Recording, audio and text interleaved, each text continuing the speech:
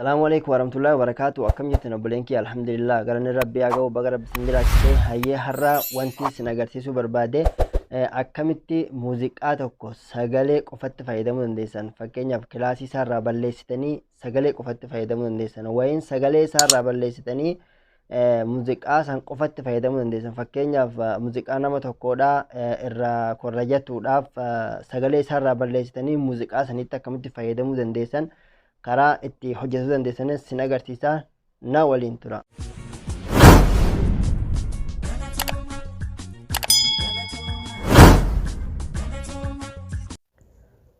Hayyaga abboleeyyan kiyya share subscribe like godhu hin dagatinaa. Amma muuziqaa tokko kilaasisaa bichitti baastanii kilaasisaa muuziqaa isaa qofatti fayyadamtanii wayin sagalee isaa qofatti fayyadamuuf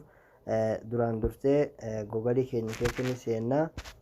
yeroo gogalii keenya keessa seennee asirratti search goona maal jenna vocal remove kunoo kana asirratti siniibee jiru kana kanuma irratti dhoonna yeroo asirratti dhoonne kanuma awwal irratti nu dhufu kana irratti dhoonna asirratti ni dhufa asirratti yeroo dhoonne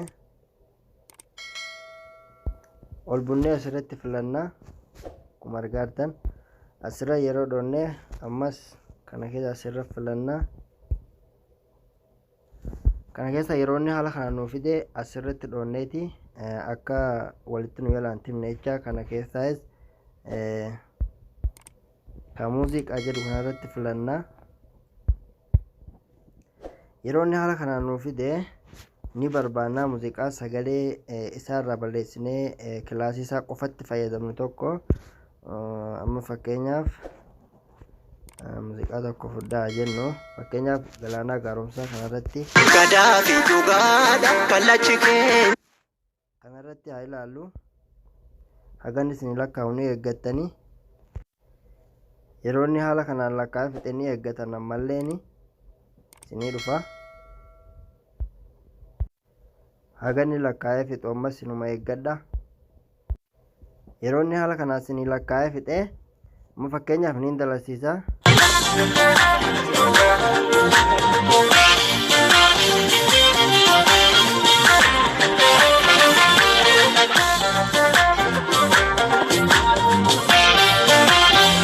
muuziqaa qofa taphataa amma immoo muuziqaa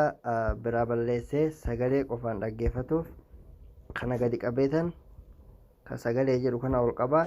amma tapha sagalee qofaan taphata jecha Galaanaa Gaaromsaa muuziqaan biraa haqame sagalee kabanya keenya gadaa malee baarsiinu gado nu baambulla hin qabnu mado nangalan jennu namni osoo hin geenye balaan argatu namni baloon beekne amma muuziqaa isaa biraa balleessee sagalee qofaan taphachuu jira jecha fakkeenyaaf yoommoo walaffaa taphachiisuu barbaade asumaan akkatti dabala Nyaartulle na'u gonka dhugaa irra maaltoona dorka eessatti kufee namni dhugaaf buune galgalaan tolu namni sobaaf duune angoosa kana goote amma sagalee biraa balleessee muuziqaa qofa jira jecha haala kanaan yoo sagalee feetanis yoo muuziqaa kanatti fayyadamuu barbaaddanis kilaasii isaa kanatti haala kanaan sirreeffattaniiti eessa dhootanii asitti kunoo bakka seef jettu tana asittiin dhootanii bakka seef jettu tana haala kanaan